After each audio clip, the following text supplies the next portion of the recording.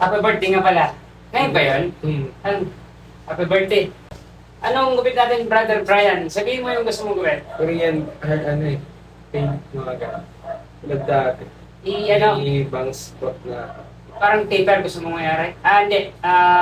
Tutu black, ganun. Korean, o gusto mo yung nakataas siya ng konti? Yung Then parang- nakabagsak lang.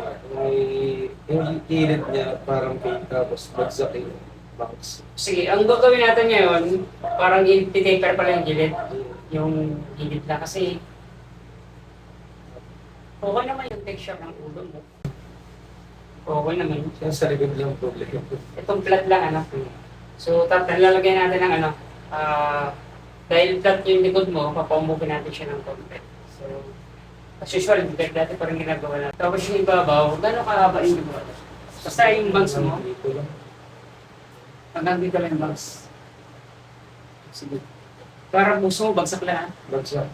Ayun nga, recap lang natin, ha? Ang gusto mong mangyari, yung bangs niya hanggang dito lang. Above the eyebrow, tama ba? Kunti lang.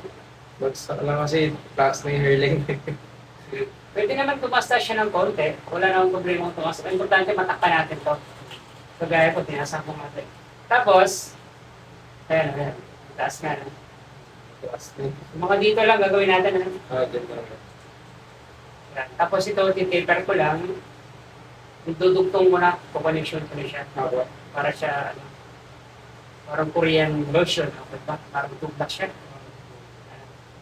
So ano, Hindi ko rin masabi kung ano mismo yung Korean na siya. Korean cut na French. Tapos naka-French na. nakapins. French. Make sure French na gano'n. So ano, okay na. Start na tayo. Baka may question ka pa. Wala na.